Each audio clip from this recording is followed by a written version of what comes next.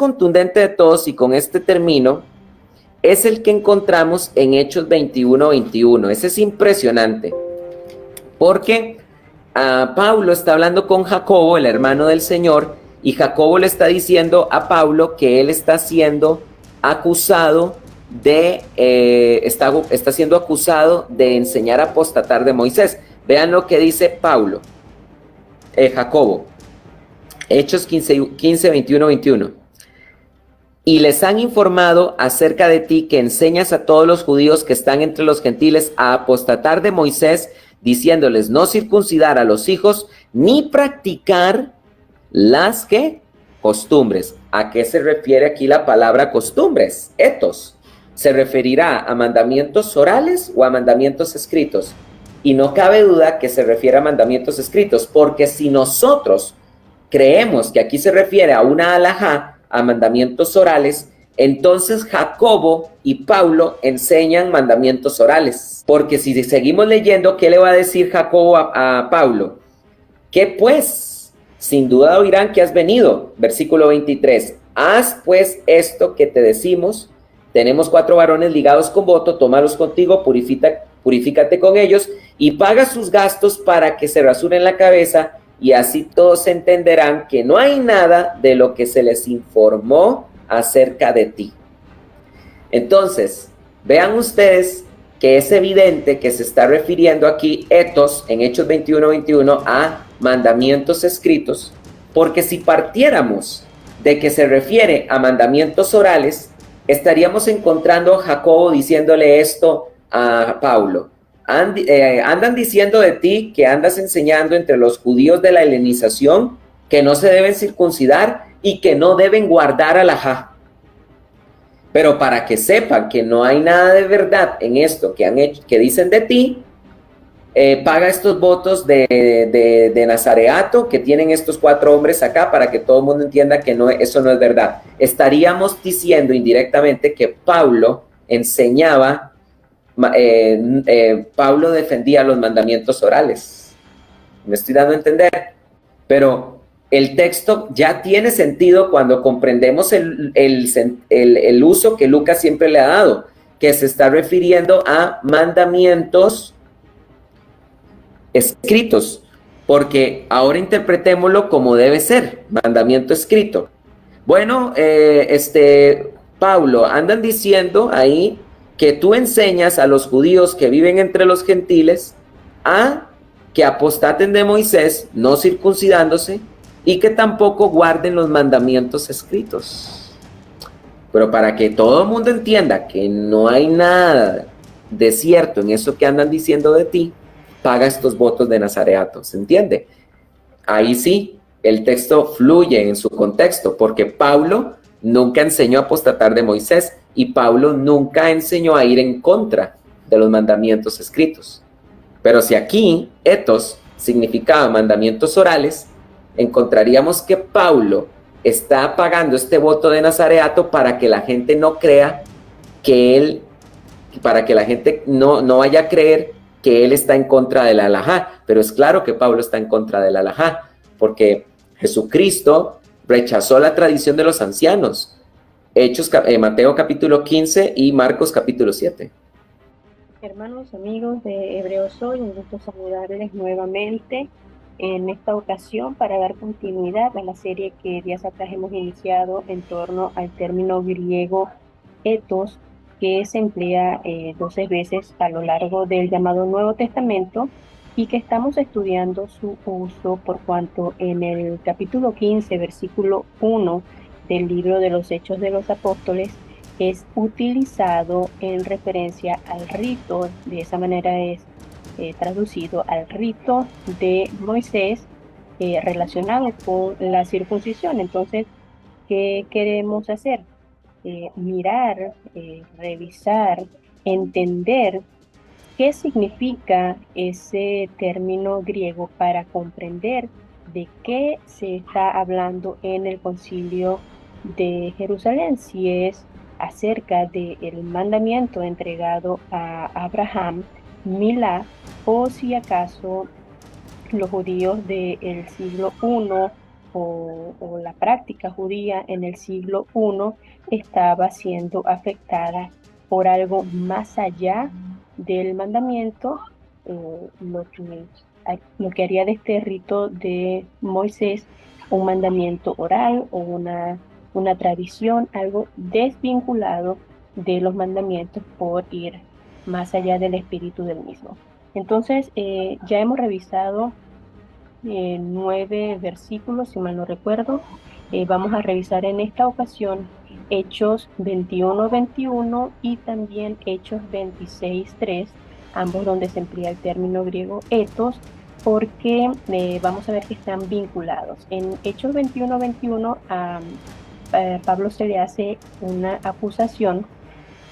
Vemos que también en el capítulo 24 del libro de los Hechos, ante Félix, él comparece y aborda el tema, también en Hechos 26, pero esta vez delante de Agripa, hace una declaración y se emplea, insisto, el término griego ethos. Entonces, ese verso en Hechos 26:3 nos ayuda a comprender el capítulo 21, en el versículo 21. Vamos a iniciar entonces la lectura de Hechos 21 desde el versículo 17 y dice así: cuando llegamos a Jerusalén, los hermanos nos recibieron con regocijo, y al día siguiente Pablo fue con nosotros a ver a Jacobo, y todos los ancianos estaban presentes, y después de saludaros, comenzó a referirles una por una las cosas que Dios había hecho entre los gentiles mediante su ministerio. Estamos viendo que Pablo viene de la diáspora.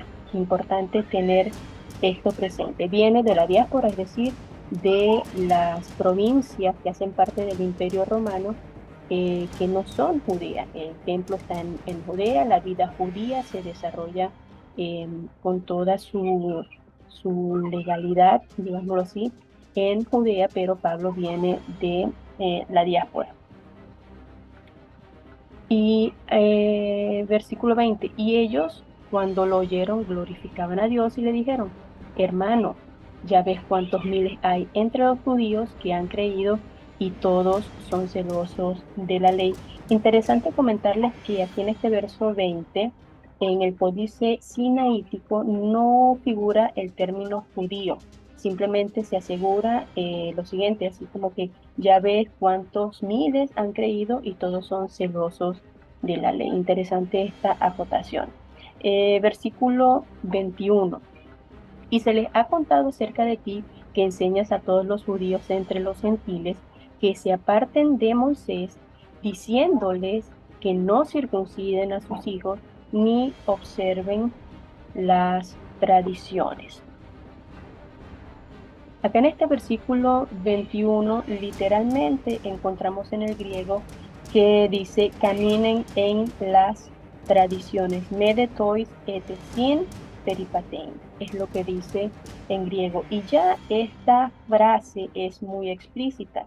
Si usted vio el comentario acerca de Hechos 16:21, comprenderá que esto implica halajá, caminar. El hecho de que se utilice ese término, ese verbo caminar, implica halajá. Verso 22. Entonces, ¿qué es lo que se debe hacer? Porque sin duda la multitud se reunirá, pues oirán que has venido. Por tanto, haz esto que te decimos. Tenemos 4 hombres que han hecho un voto, tómalos y purifícate junto con ellos y paga sus gastos para que se rasuren la cabeza, y todos sabrán que no hay nada cierto en lo que se les ha dicho acerca de ti, sino que tú también vives ordenadamente acatando la ley. Pero en cuanto a los gentiles que han creído, nosotros les hemos escrito, habiendo decidido que deben de abstenerse de los sacrificados a los ídolos, de sangre, de lo estrangulado y de fornicación. Entonces Pablo tomó consigo a los hombres y al día siguiente, purificándose junto con ellos, fue al templo notificando la terminación de los días de purificación hasta que el sacrificio se ofreciera por cada uno de ellos. Entonces, ¿qué es lo que está sucediendo aquí? Vemos que tal como se evidenció en Hechos 6:14, acá el contexto es nuevamente el templo de Jerusalén.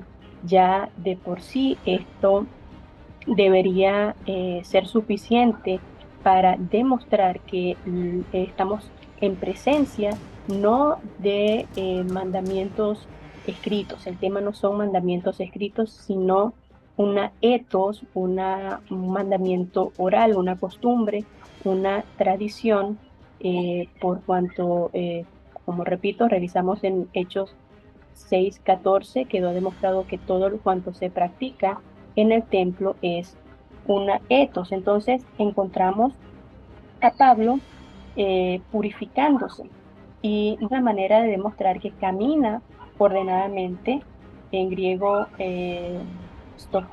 estoikeo, que camina ordenadamente en las leyes o en las tradiciones. Ahora, implicaría esto entonces que Pablo está a favor de una tradición oral o un mandamiento oral contrario a la Torá. Pues en Primera de Corintios 9:20, Pablo es muy explícito cuando expresa que él es libre de todos, que de todos se ha hecho esclavo para ganar al mayor número. De hecho, dice, a los judíos me hice como judíos, y esto debemos entender que es en términos ceremoniales. Y completa diciendo Pablo también en 1 Corintios 20, versículo 23, todo lo hago por amor del Evangelio para ser partícipe de él. Y está claro que la práctica de Pablo tampoco es una práctica hipócrita, porque aunque ya él no se fía de las ceremonias, pues no tiene problema dentro de Judea practicarlas para ganar a los que sí son afines, a los que siguen inmersos en esas prácticas. Es notorio entonces que los ancianos están enlazando las tradiciones, que son las etos, el término griego que se utiliza en el versículo 21, con las purificaciones de la ley. ¿Cuál ley establece tales cosas? Pues ya lo hemos visto, la ceremonial, pero para efectos del tabernáculo en el desierto, cuyo propósito era temporal, trasladar esas ceremonias al templo que Elohim no pidió construir, viene a ser una etos, pues no existe mandamiento escrito sobre purificaciones en torno al templo. Pero lo que sí existe es un ramillete de halajot entre los diferentes grupos sectarios, como vamos a ver en un momento en relación a Hechos 26:3. Versículo 27 dice: cuando estaban para cumplirse los 7 días, los judíos de Asia, al verlo en el templo, comenzaron a incitar a todo el pueblo y le echaron mano. Ahora, ¿por qué se agitan si Pablo ya se ha purificado? Gritando: israelitas, ayudadnos, este es el hombre que enseña a todos por todas partes contra nuestro pueblo y la ley y este lugar. ¿Les suena? Similar a la acusación contra Esteban. Además, incluso ha traído griegos al templo y ha profanado este lugar santo. ¿Cuál es el problema con que hayan griegos dentro del templo? Pues es sabido que en el mismo hay un atrio llamado de los gentiles.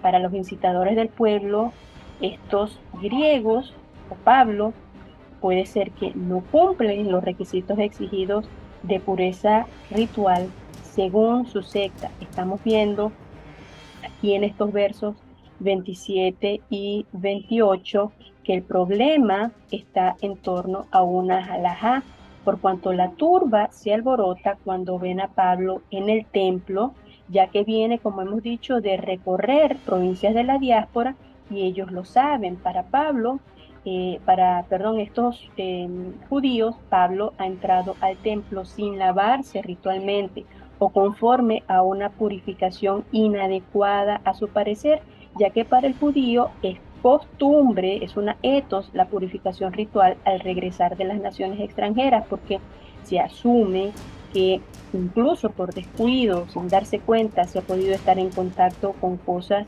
inmundas como flujos, aunque Pablo no refiere nada de esto. eh, no vemos esto a lo largo de los Hechos de los Apóstoles, que se haga mención a tal cosa. Tampoco vemos que se haga referencia al contacto con muertos, que es otra causa para adquirir impureza ritual o con sangre. Tampoco vemos a Pablo en contacto con leprosos o con personas con flujo, que es también son otros posibles causas de contaminación ritual. Entonces, para los de Judea, simplemente Pablo ha estado en contacto con gentiles, gente ritualmente inmunda, ha metido griegos al templo, así que el solo hecho de haber estado en la diáspora implica efectuar un lavado ceremonial para purificación que Pablo ha realizado. Entonces, ¿cuál es el problema, señores? El problema es alágico. Vemos en el versículo 29 que dice, pues anteriormente habían visto a Trófimo el Efesio con él en la ciudad y pensaban que Pablo lo había traído al templo, es decir, pensaban que era un hombre que no se había lavado ritualmente y entonces estaba profanando para ellos la santidad del lugar. Verso 30 dice, se alborotó toda la ciudad y llegó el pueblo corriendo de todas partes, apoderándose de Pablo, lo arrojaron fuera del templo y al instante cerraron las puertas. Mientras procuraban matarlo, llegó aviso al comandante de la compañía romana que toda Jerusalén estaba en confusión. Inmediatamente tomó consigo algunos soldados y centuriones y corrió hacia ellos. Cuando vieron al comandante y a los soldados, dejaron de golpear a Pablo. Entonces el comandante llegó y lo prendió y ordenó que lo ataran con dos cadenas y preguntaba quién era y qué había hecho. Pero entre la muchedumbre unos gritaban una cosa y otros otra, y como él no pudo averiguar con certeza los hechos debido al tumulto, ordenó que lo llevaran al cuartel. Vemos entonces que a raíz de esta situación, Pablo es apresado. Y ustedes pueden ver en Hechos 24, cuando él establece su defensa ante Félix, él dice que subió a Jerusalén, versículo 11 del capítulo 24, y ni en el templo, ni en las sinagogas, ni en la ciudad me encontraron discutiendo con nadie o provocando tumulto. Ni tampoco pueden probarte de lo que ahora me acusan, pero esto admito ante ti que según el camino, aquí hay un juego de palabras que solo puede entenderse en hebreo, porque por una parte el camino es el nombre de la secta con la que se identifica el movimiento mesiánico de Yeshua, y por otra está la Lejet, de donde deriva el término halajá, que refiere a la manera de caminar. Entonces Pablo afirma que según la doctrina del movimiento mesiánico de Yeshua, que ellos llaman secta, yo sirvo al Dios de nuestros padres creyendo todo lo que es conforme a la ley y que está escrito en los profetas. Pablo está dejando totalmente claro que él no está contra la ley de Moisés.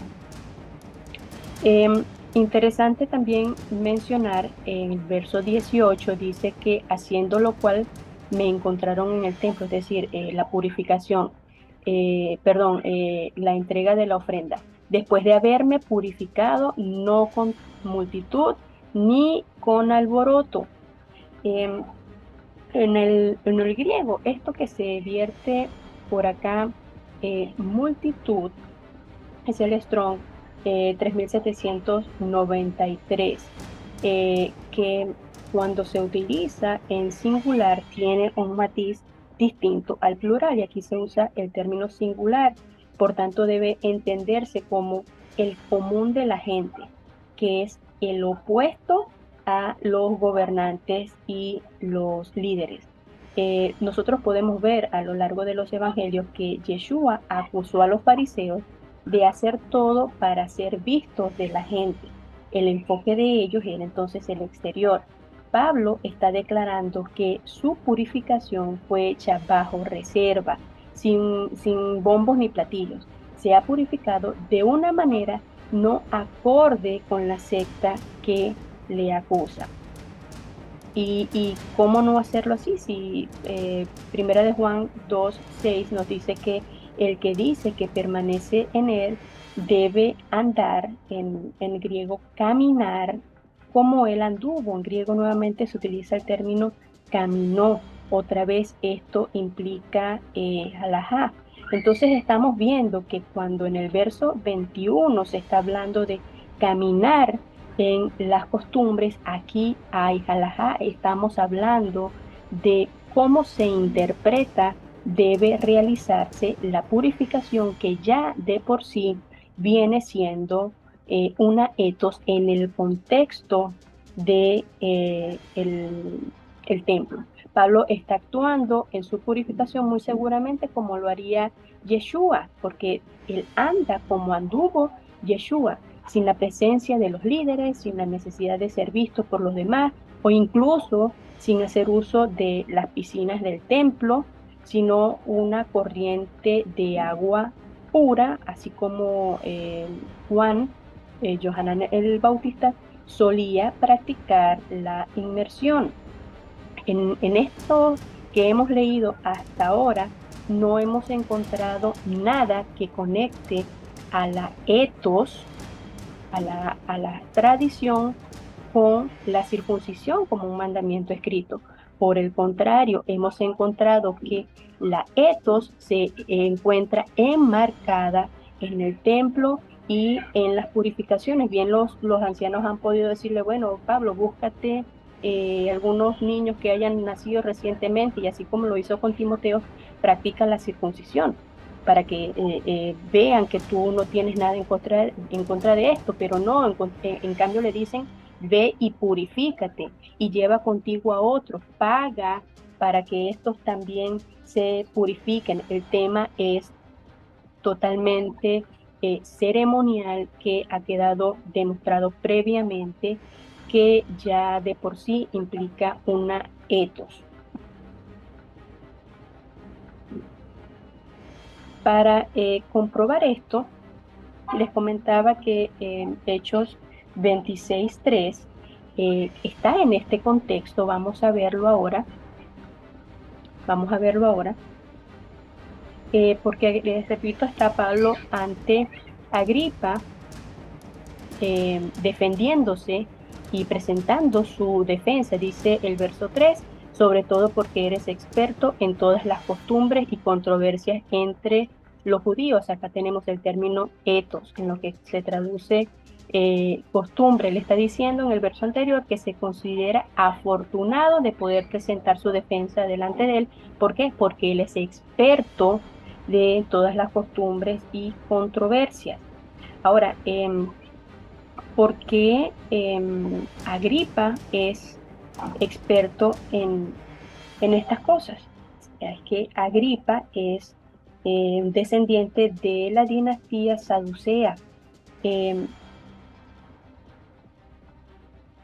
Vemos que también en Hechos 26:3, no lo vimos ahora, pero les comento, en Hechos 26:3, también Pablo, viendo que entre el concilio habían judíos y fariseos, él lo expresa allí, dice que utilizó eso, las controversias entre fariseos y saduceos, y ocasiona un alboroto.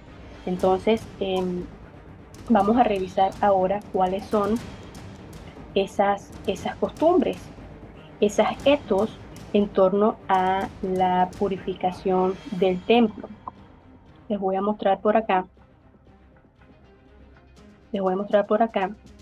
Lo que dice Flavio Josefo en su libro 18, del 11 al 25, hablando de los esenios.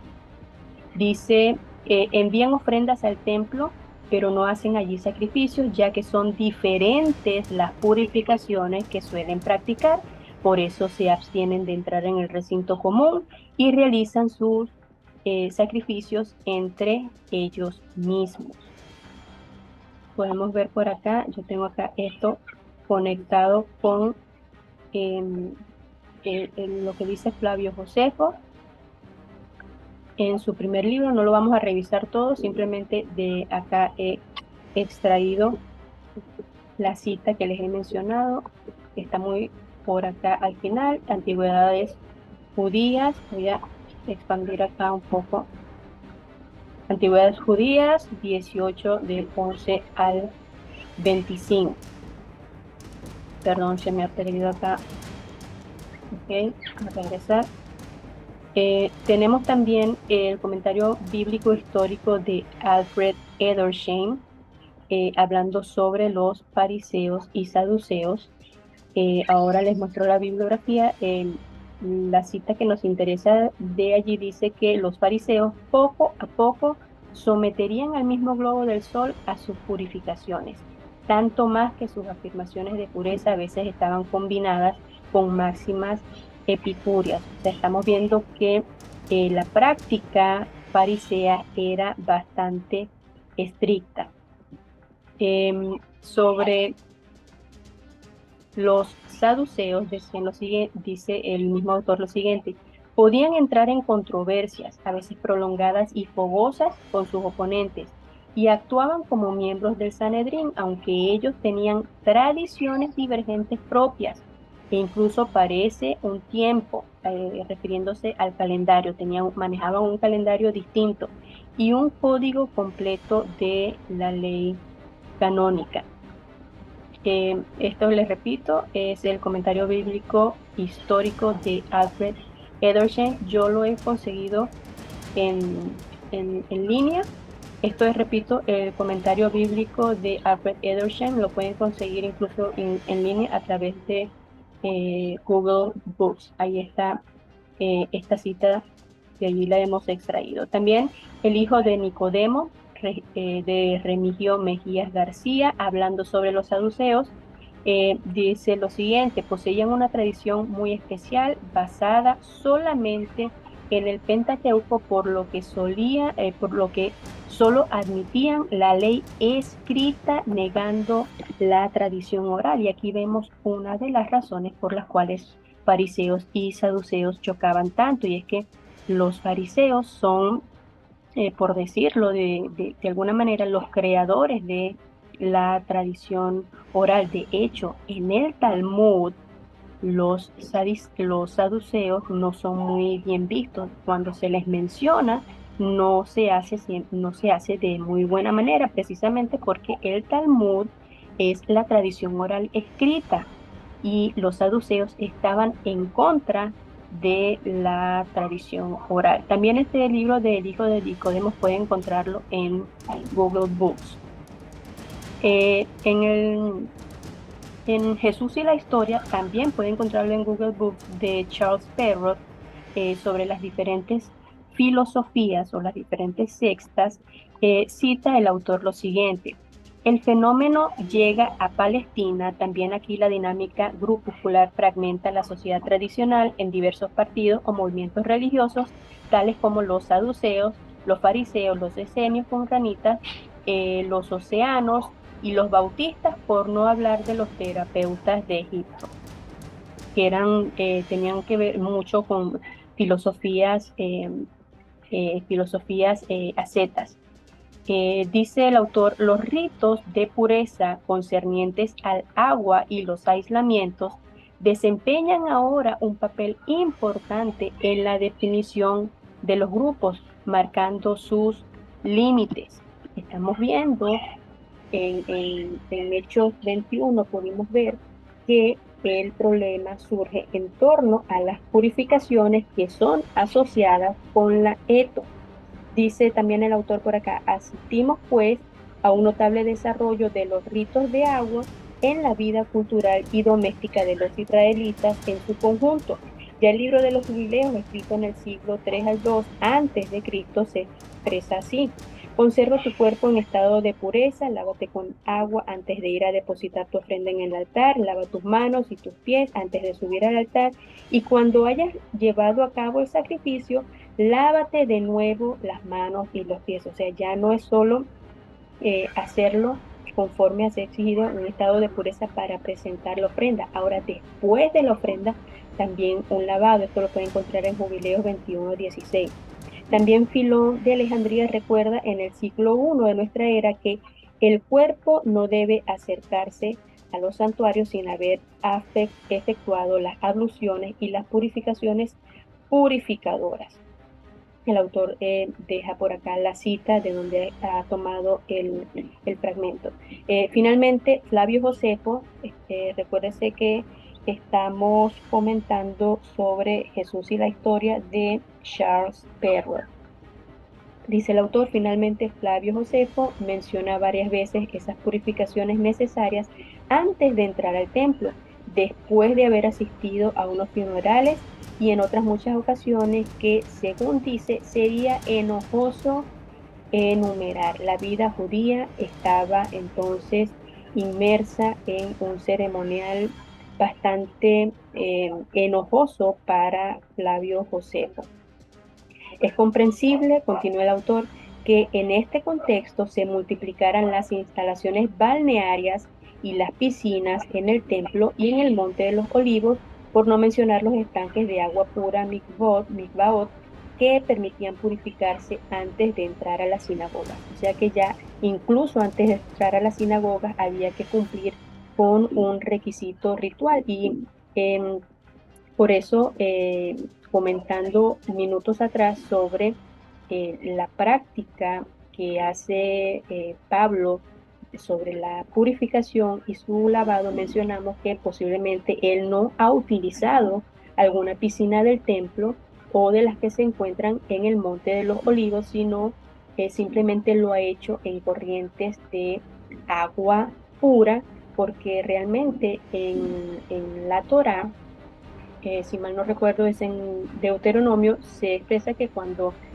haya esa impureza ritual, pues que debe hacerse el lavado en corrientes de agua. No hay ninguna alusión a balnearios, a piscinas, a recintos eh, construidos para ese fin, mucho menos de mikvaot. Eh, las mikvaot, tengo por acá una referencia y lo voy a comentar rápido, que las mikvaot son simplemente una especie de piscinas para el lavado ritual. En la cita que les comentaba hace un momento no era en Deuteronomio, corrijo, es en Levítico 15:13, que es la que tengo por acá, que dice que cuando se hubiere limpiado de su flujo, el que tiene flujo, contará 7 días desde su purificación y lavará sus vestidos y lavará su cuerpo en aguas corrientes y será limpio. En el templo se utilizaba el llamado kior, pero que era para los sacerdotes y era una fuente de, de bronce. Y lo que está pasando es que la halajá, que busca definir el modo correcto de cumplir el mandamiento de pureza ritual, que repito, está en el contexto del tabernáculo, trasladarlo al templo es una etos. A medida que va avanzando el siglo, entonces la halajá va evolucionando también. El problema viene cuando la costumbre, por uso y aceptación, se vuelve una ley deslindada del espíritu. La mikveh fue precisamente introducida por la halajá aproximadamente en el siglo II antes de la era común. No quiero extenderme en el tema de las mikvaot. Si quiere, puede revisar el tratado Shabbat del Talmud. Allí hay una sección completa de mikvaot. También en la Mishnah hay tratados de mikvaot que vemos desde el siglo I aproximadamente, antes de la era, hasta el siglo I, hasta 3 de nuestra era. Vemos que comienza entonces a haber mucha literatura judía que especifica el modo correcto de hacer las purificaciones. Antes de esto, es decir, antes del siglo II de la era, no hay referencia ni bíblica, ni incluso arqueológica, no hay evidencia arqueológica de que en el templo construido por Salomón existieran estas piscinas o estas albercas para lavado ritual, tampoco el tema de las mikvaot como un requisito también para entrar incluso en la sinagoga. Y fíjese que si usted revisa los tratados, verá que son eh, eh, lo que se trata es bastante legal.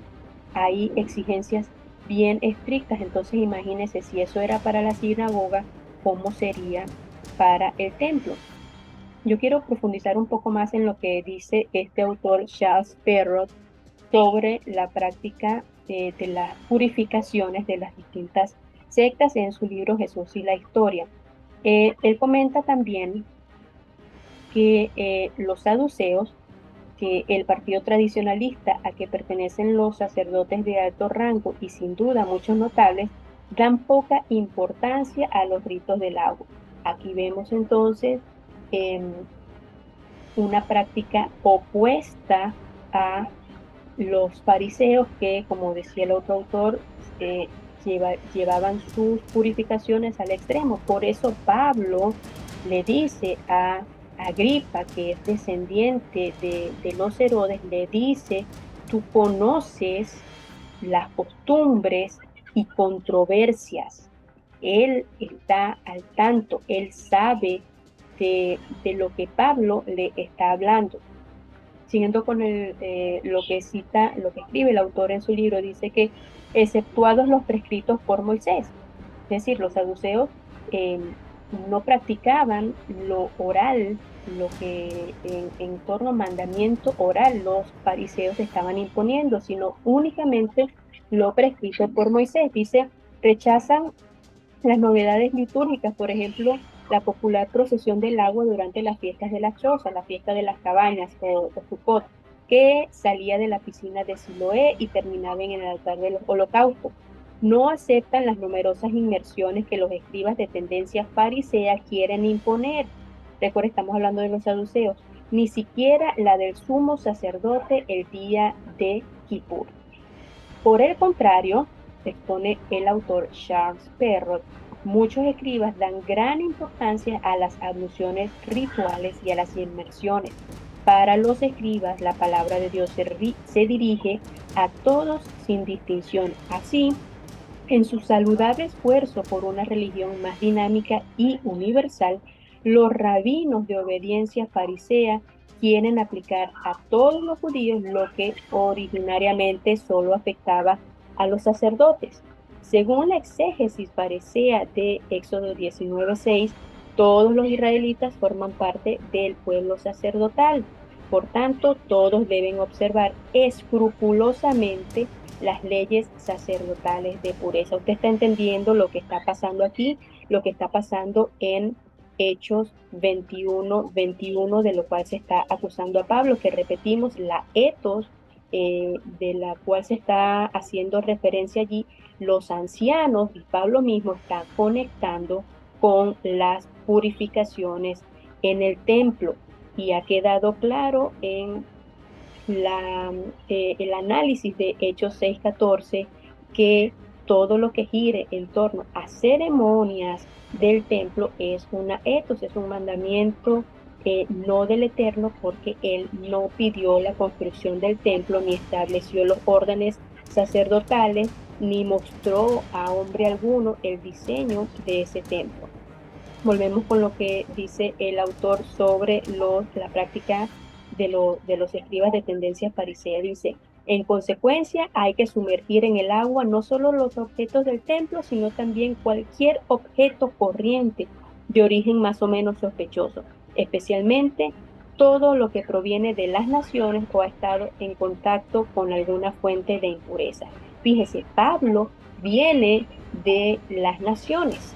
Pablo viene de la diáspora, entonces si un objeto era introducido en agua, era sumergido, cuanto más las personas mismas. Esto es de lo que se está hablando en Hechos 21:21 en torno a la etos. El autor continúa diciendo, Charles Perrow, las consecuencias van a aparecer enseguida. En primer lugar, se multiplican los ritos de agua para estar seguros de que se tiene la pureza requerida. Insistimos, este es el tema. Pablo declara, él ya se había purificado cuando inició el tumulto. Entonces, lo que está pasando es que para sus acusadores, Pablo o no se ha purificado para entrar al templo o lo ha hecho conforme a una práctica que para ellos no es aceptada. La exégesis de los escribas y la tradición de los ancianos precisarían cada vez más los detalles de la obligación. Es decir, aquí el autor está enlazando eh, esta práctica ritualista de pureza ceremonial exigida con las tradiciones de los ancianos. Y debemos señalar que no siempre la tradición de los ancianos es negativa, y lo vamos a ver más adelante. Pero en este momento hacemos énfasis en esto. Claro, en este contexto de lo que se está hablando, obviamente sí lo es, porque ya ha quedado claro que lo que se practica en torno a ceremonias en el templo es una etos, no es un mandamiento escrito. Continúa el autor. La segunda consecuencia es más importante aún para la sociedad judía. La invasión de los ritos de pureza lleva a una progresiva fragmentación de esa sociedad. El rito de pureza provoca la separación y el encasillamiento del conjunto tradicional en diversos grupos según los grados de la pureza alcanzada. Los justos, los puros o los separados se distinguen del pueblo del país y de los pecadores. Los fariseos, en hebreo perushim, término derivado de una raíz que significa separar, tienden a reunirse en pequeños grupos de pureza dirigidos por escribas de esa tendencia. Se preservan de las continuas impurezas en que se anega el pueblo del país, Amhaaretz, es decir, el conjunto de pobres gentes incapaces de observar los detalles de las reglas. Y dentro de estos hay que distinguir aún la clase socio-religiosa de los pecadores, en la que figuran los médicos, los carniceros, los pastores, las prostitutas y los recaudadores, los publicanos, donde la impureza es inherente a la misma función por el contacto con los paganos, las mujeres y los cadáveres. Además, incluso dentro de las cofradías de estricta observancia que forman los fariseos, se producen constantes separaciones según el grado de pureza alcanzado por cada cual en el modo de pagar el diezmo o de practicar la ablución ritual. El rito de pureza separa y aísla cada vez más. En resumen, el movimiento fariseo, nacido de una idea generosa, acotamos que es en aproximadamente en el siglo II antes de la era común, termina por producir una serie de sociedades cerradas, de grupos cerrados, centrados, perdón, en sí mismos.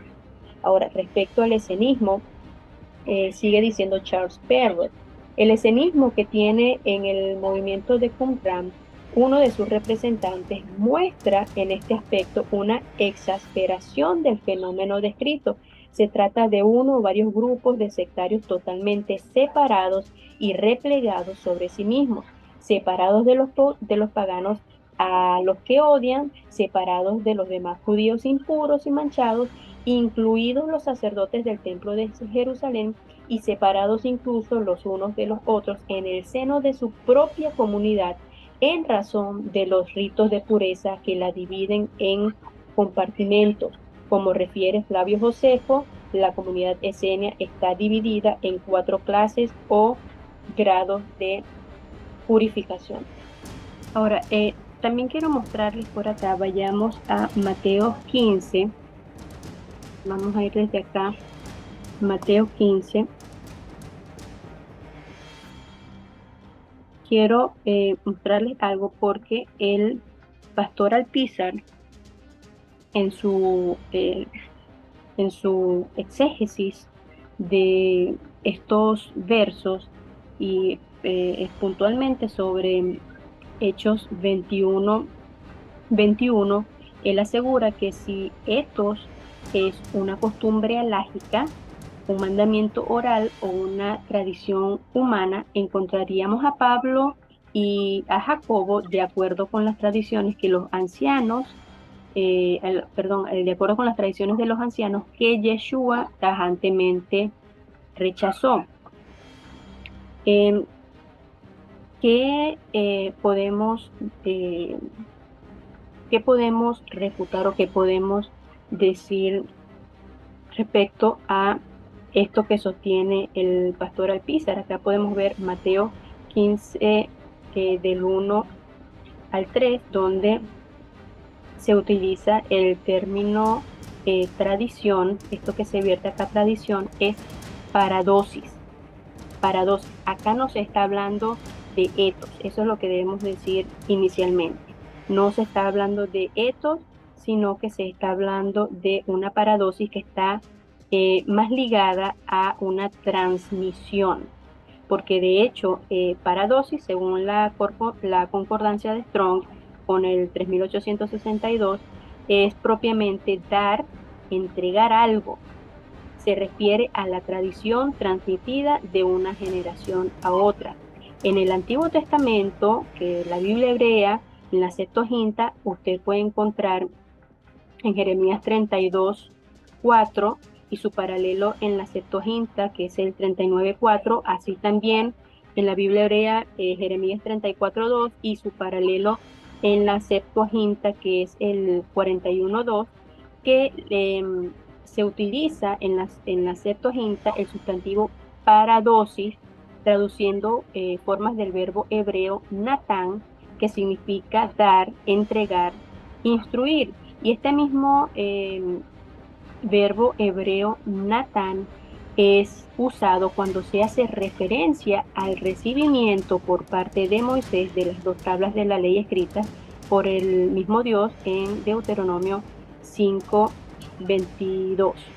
En Deuteronomio capítulo 6, del versículo 1 al 9, se hace evidente que las palabras de la ley, así como lo que fue transmitido a Moisés por su valor e importancia, se deben conservar, se deben practicar y transmitir, es decir, entregar de generación en generación. Significa que la recepción de la ley en el monte Sinaí se encuentra en un contexto de paradosis.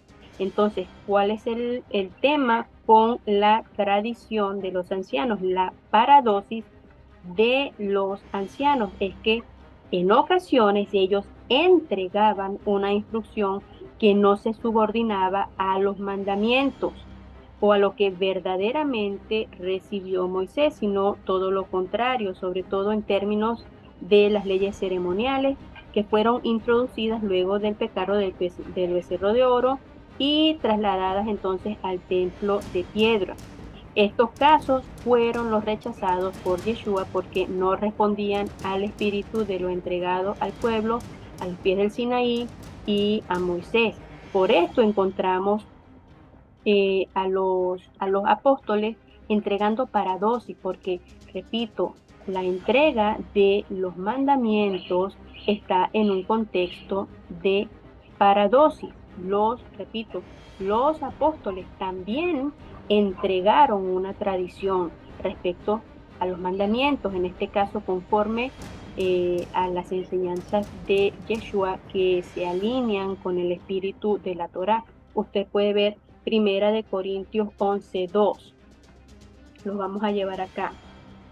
Vamos a buscar acá la tradición, el interlineal. Vamos a buscar para mostrarles que acá no se está hablando de etos, sino de paradosis. Aquí lo tienen, tradición es paradosis. Si hacemos clic acá, nos va a llevar a todos los términos donde se utiliza paradosis. Lo pueden ver Mateo 15:2, 15:3, 15:6 en Marcos, que es un paralelo también a lo que está pasando en Mateo 15. Todo esto es en Marcos y nos lleva luego a Corintios. Vemos que nos lleva a Primera de Corintios 15:2. Vamos a leer qué nos dice por acá. Vamos a poner el paralelo y fíjese lo que dice Pablo. Os alabo porque en todo os acordáis de mí y guardáis las tradiciones con firmeza tal como yo os las entregué. ¿Qué están guardando en la comunidad de Corintios? La paradosis, el mismo término, usted lo ha visto, que se utiliza en Mateo 15:2, 15:3. Entonces, si la tradición siempre es negativa, entonces encontramos aquí a Pablo entregando una tradición que Yeshua tajantemente rechazó.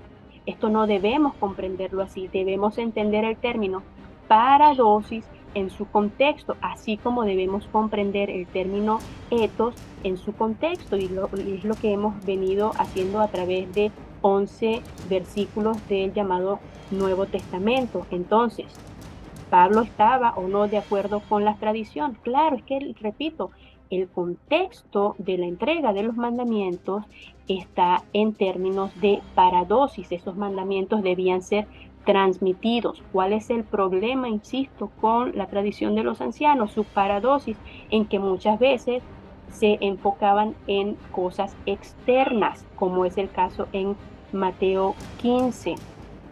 No subordinaban su tradición al mandamiento, sino todo lo contrario, pretendían pasar por encima del mandamiento para imponer sus tradiciones. Vamos a ver otros casos en Segunda de Tesalonicenses 2:15.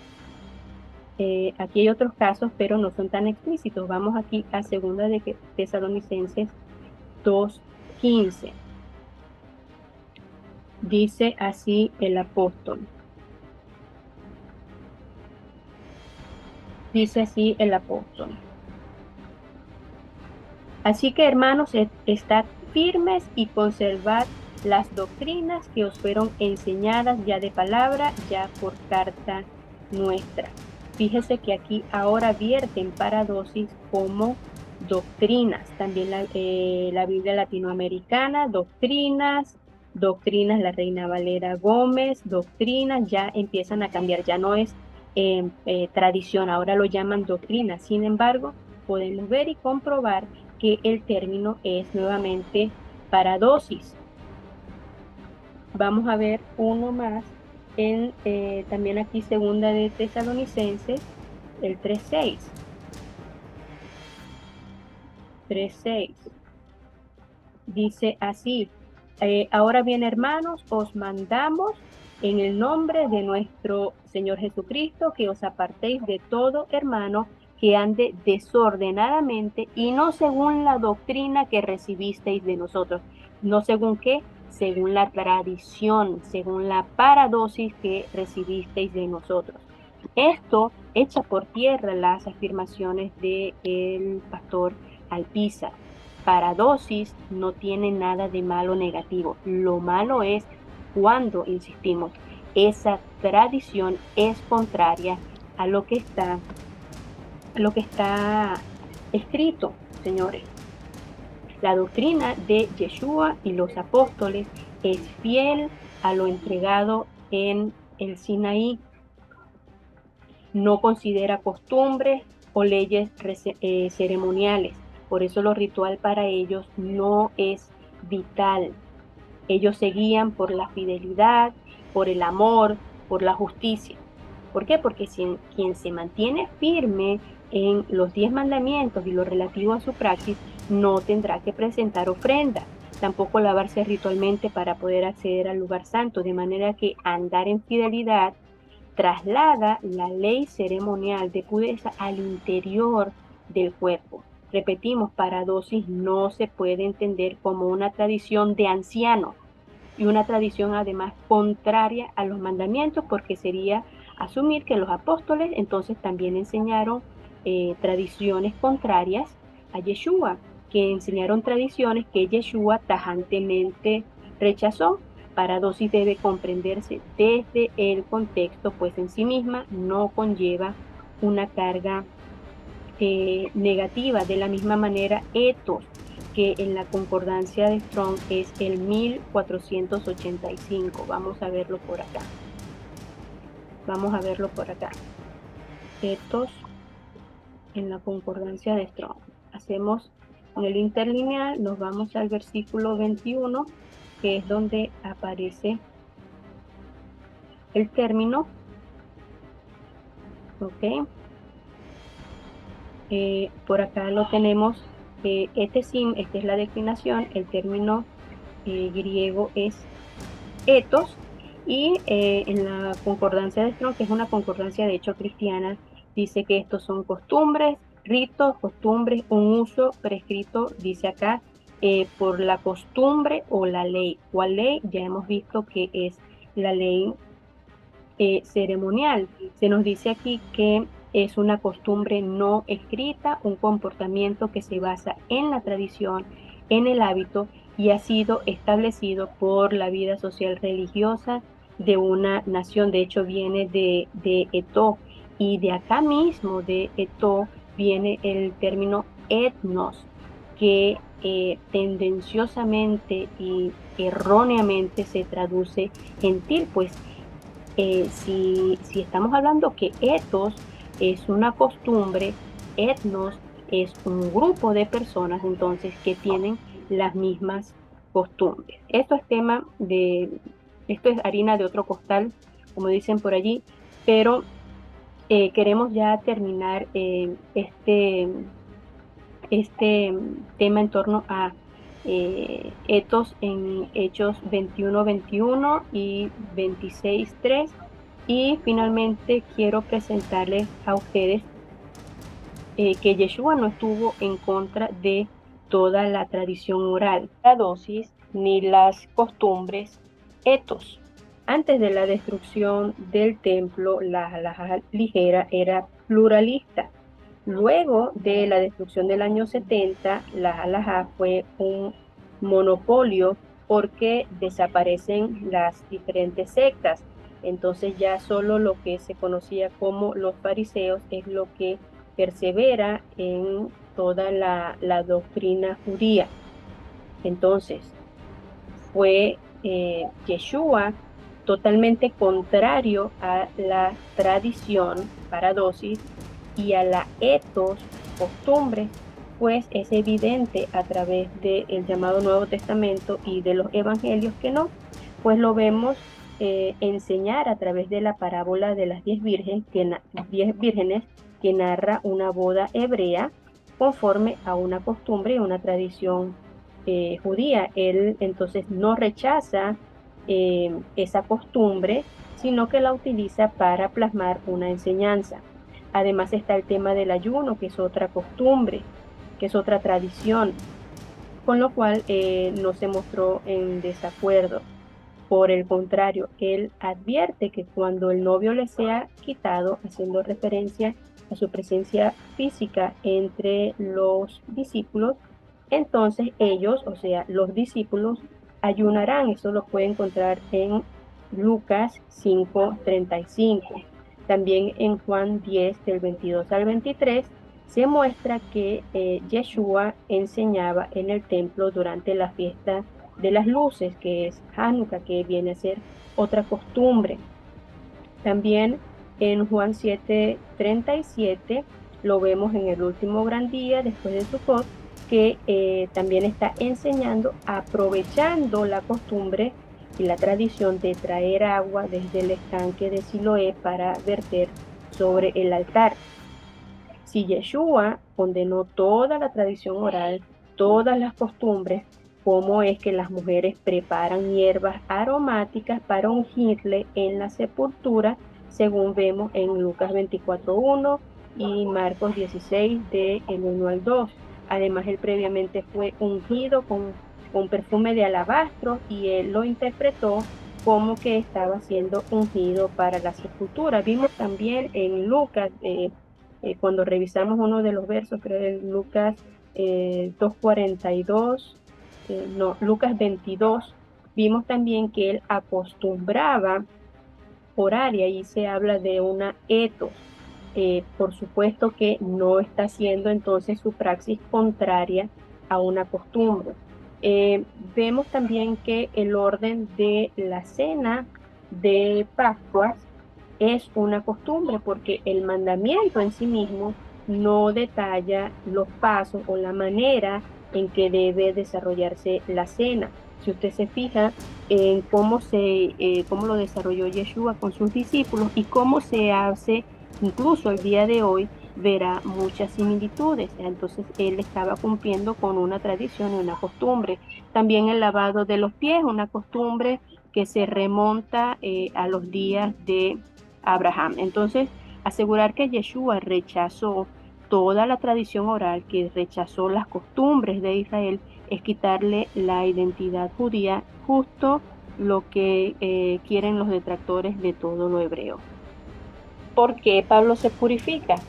Porque, como hemos visto, no toda la paradosis o las tradiciones, así como las costumbres o etos, son contrarias a los mandamientos. En el caso de Hechos 21:21, Pablo se está purificando, ciertamente, pero no lo está haciendo conforme a la imposición farisea, mucho menos con la forma saducea que, como hemos visto, no cree en la tradición oral y mucho menos lo hace conforme a una secta esenia que es bastante estricta incluso entre ellos mismos.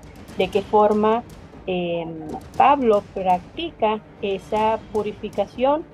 Pues lo más cercano posible al mandamiento que hemos visto en Levítico 15, donde dice que simplemente se debe lavar con aguas corrientes, y es por esta razón que su purificación no es aceptada y se presenta todo el tumulto por el cual luego es apresado. Señores, señores, Etos en Hechos 21:21, así como en Hechos 26:3, no hace referencia a mandamientos escritos de la ley de Moisés, no hace referencia a mandamientos escritos de el pacto, los mandamientos de Dios, no hace referencia, e insisto, la conexión no está entre la etos y por ejemplo, la circuncisión de la cual falsamente acusan a Pablo, está enseñando en contra, destacando que la referencia allí es de la circuncisión al 8.º día, es en los bebés, en los recién nacidos, no en los adultos como se trata en Hechos 15. Entonces, insistimos, estos en este contexto, espero haya quedado para ustedes totalmente claros. Hechos 21:21, Hechos 26:3, es costumbre de hombres, es tradición, es alajá en un contexto de purificaciones rituales en el templo que no fue ordenado por el Eterno. De esta manera concluimos con estos dos versos. Solo nos queda por abordar Hechos 15:1, el cual lo haremos en un próximo video.